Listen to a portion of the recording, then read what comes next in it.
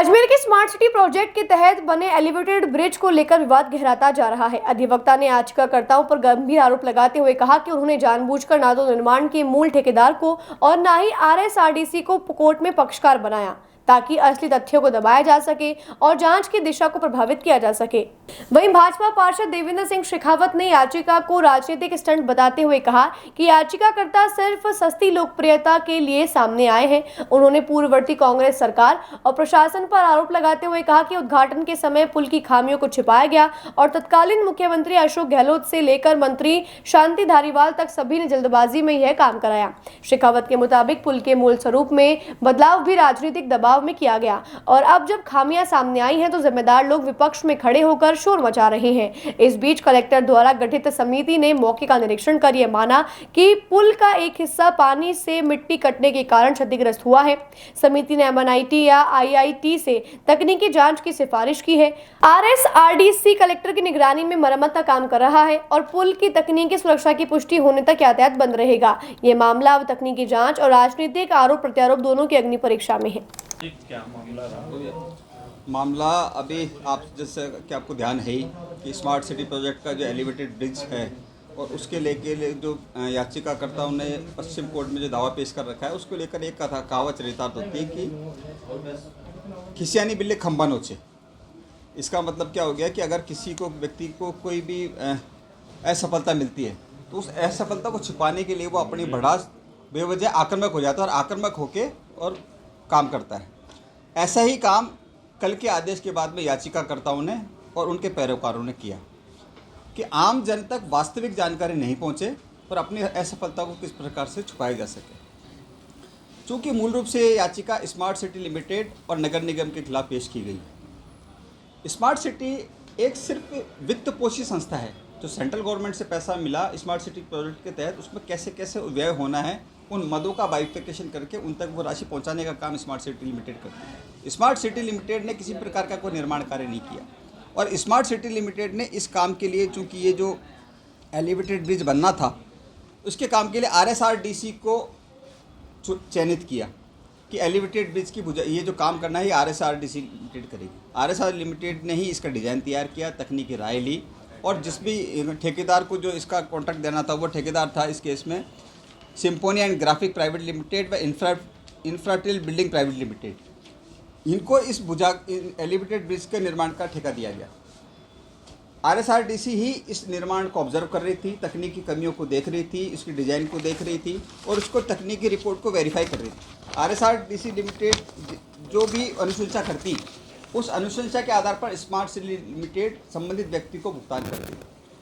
अभी जो दावा पेश हुआ इस दावे में हमने हमारे जवाब में बताया कि याचिकाकर्ताओं ने जानबूझकर ना तो इस केस में जो निर्माण का मूल ठेकेदार है उसको पक्षकार बनाया, न आरएसआरडीसी को पक्षकार बनाया।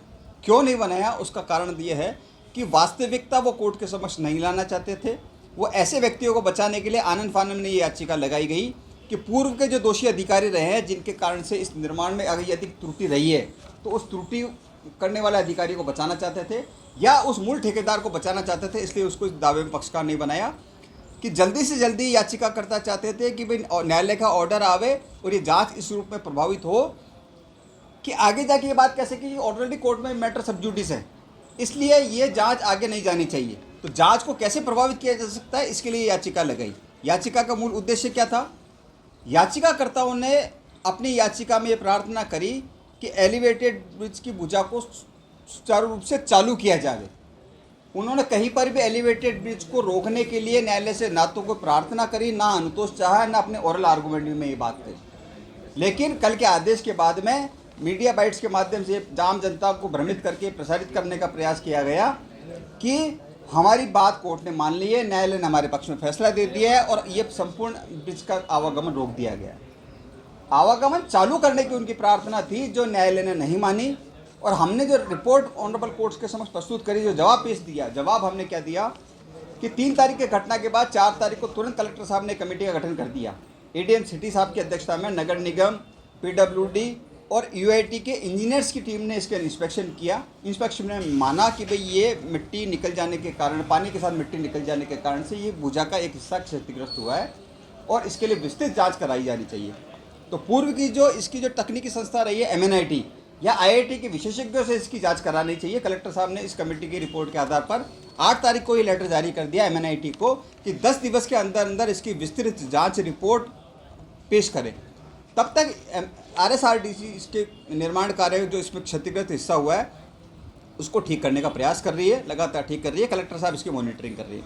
हमने कोर्ट को ये भी बताया है कि इस भुजा पर किसी प्रकार का आवागमन चालू नहीं है और कलेक्टर साहब भी इसके आवागमन चालू करने में इच्छुक इसलिए नहीं है कि जब तक ये भुजा पूरी नहीं हुई जाती, तकनीकी राय इसके ठीक होने की नहीं आ जाती, इस पर हम आवागमन चालू नहीं करेंगे। तो एक चीज़ जानता हूँ कि ये स्थानीय स्तर पर लोकप्रियता, और वो कौन सी लोकप्रियता है, चाहे सस्ती है चाहे महंगी है, लेकिन लोकप्रियता पाने के लिए ये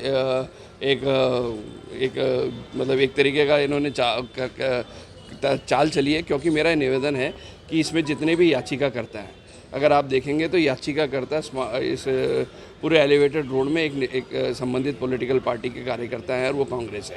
पूर्व में वो पदाधिकारी भी रहे हैं, पूर्व में वो पक्षकार भी रहे हैं और पूर्व में आज तो याचिकाकर्ता हैं, किसी ज़माने में उसके रखवाले भी थे। तो मेरा ये मानना है कि एलिवेटेड रोड से जो ये जो एक भुजा जो नुकसान हुई है, इसके पूर्ण रूप से दोषी पिछली सरकार है। और वो क्यों है, उसका मेरे पास एक स्पेसिफिक रीज़न है कि इस एलिवेटेड रोड का चुनाव से कुछ दिनों पहले उद्घाटन किया गया था, लोकार्पण किया गया था। और चुनाव के क्यों लोकार्पण किया गया था? क्योंकि आचार संहिता लगने वाली थी। जब आचार संहिता लगने वाली थी और प्रशासन पे प्रेशर आया कि एलिवेटेड रोड का तत्कालीन मुख्यमंत्री अशोक जी गहलोत के हाथों द्वारा करवाना है, इसलिए उन्होंने आनन फानन में इस एलिवेटेड रोड को, इसकी स्पेसिफिकेशन को मान्य नहीं रखते हुए इनके आनन फानन में ये सड़क बना दी। और उसी का ये कारण है। मैं आपको एक उदाहरण देता हूँ कि एक पिलर है, इन्होंने कहा कि उसी सीमेंट जो चारों जो इन्होंने भुजाएं बंद कराई कि भाई एक ही सीमेंट से बनी है, एक ही कंक्रीट से बनी है, एक ही सरिये से बनी है। मैं ये कह रहा हूँ एक ही सीमेंट से, कंक्रीट से, सरिये से एक पिलर ये बने और एक पिलर ये बने। इसके अंदर जो इसकी पिलर की जो स्पेसिफिकेशन थी स्ट्रेंथ डालने के लिए, इसके तो जो लोहे के जो इसकी बैरिकेडिंग है वो 10 दिन में खोल दो और इसकी 21 दिन तक बना के रखो। तो ये जो पिलर बनेगा ये तो स्ट्रेंथ में पूरा होगा। और क्योंकि मेरे को जल्दी करवाना है इसलिए इसकी 10 दिन में मैंने खोल दी। तो कहीं ऐसा तो नहीं है कि जल्दी उद्घाटन कराने के लिए, मुख्यमंत्री जी से उद्घाटन कराने के लिए तत्कालीन प्रशासन ने, कलेक्टर ने, वहाँ के संबंधित अधिकारियों ने मुख्यमंत्री जी की वाहवाही लूटने के लिए इस प्रकार करा कि उसके स्पेसिफिकेशन से कॉम्प्रोमाइज़ किया और जल्दी से जल्दी उसकी स्ट्रेंथ नहीं आने दी और उसको खोल दिया और पिलर टूटने की बात नौबत आ गई। अब ये एक जगह आ गई तो दूसरी जगह कैसे आ गई? क्योंकि ये अजमेर की जनता से, पहले भी अजमेर की जनता से लाभ लेना चाहते थे एलिवेटेड रोड के नाम पे। अजमेर की जनता ने उनको नकार दिया। अजमेर की जनता ने ये कहा कि दोनों विधायक बीजेपी के जिता के भेजे। तो मेरा ये निवेदन है कि अजमेर की जनता सभ्य है, शालीन है, पढ़ी लिखी है। उनको इस प्रकार के कार्य करने से वो जनता के अंदर दिल नहीं जीत सकते, जनता के लिए दिलता के पास जाना पड़ेगा।